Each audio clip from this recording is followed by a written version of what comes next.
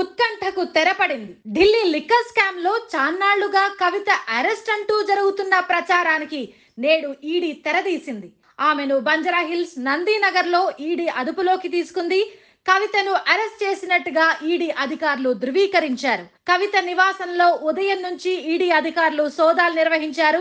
కుటుంబ సభ్యుల మొబైల్ ఫోన్లను సైతం అధికారులు తీసుకుని విచారణ కొనసాగించారు. అధికారులు సోదాలకు వచ్చిన సమయంలో కవిత, ఆమె భర్త ఇంట్లోనే ఉన్నారు. కవితను అరెస్ట్ చేయాలన్న సింగిల్ పాయింట్ ఎజెండాతో అధికారులు వచ్చారని, ఇదంతా రాజకీయ కుట్రలో భాగమని బీఆర్ఎస్ ఆరోపిస్తోంది.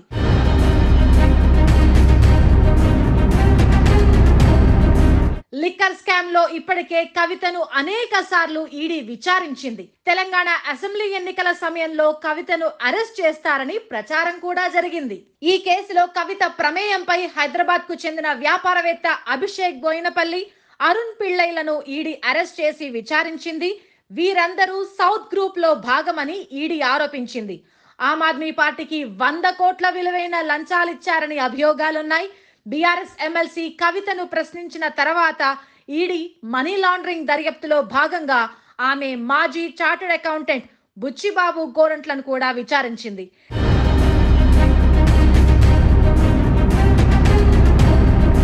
ఢిల్లీ ఎక్సైజ్ పాలసీ 2021-22 కేసులో అవకతవకలకు సంబంధించి ఢిల్లీ ముఖ్యమంత్రి అరవింద్ కేజ్రీవాల్ కు ఈడీ ఇప్పటి వరకు 8 సార్లు సమన్లు జారీ చేసింది. అయితే నాడు ఈడీ కేవలం విచారించి ఆమెను అరెస్ట్ చేయలేదు. అదే సమయంలో సుప్రీంకోర్టు మార్గదర్శకాలను ఈడీ పాటించింది.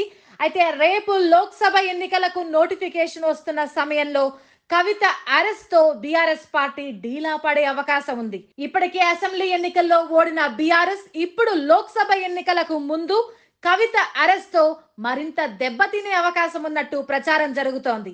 దేశ రాజధాని ఢిల్లీలో జరిగిన మద్యం కుంభకోణానికి సంబంధించి ఎన్ఫోర్స్మెంట్ డైరెక్టరేట్ ఢిల్లీలో ఆప్ మంత్రులను అరెస్ట్ చేసింది.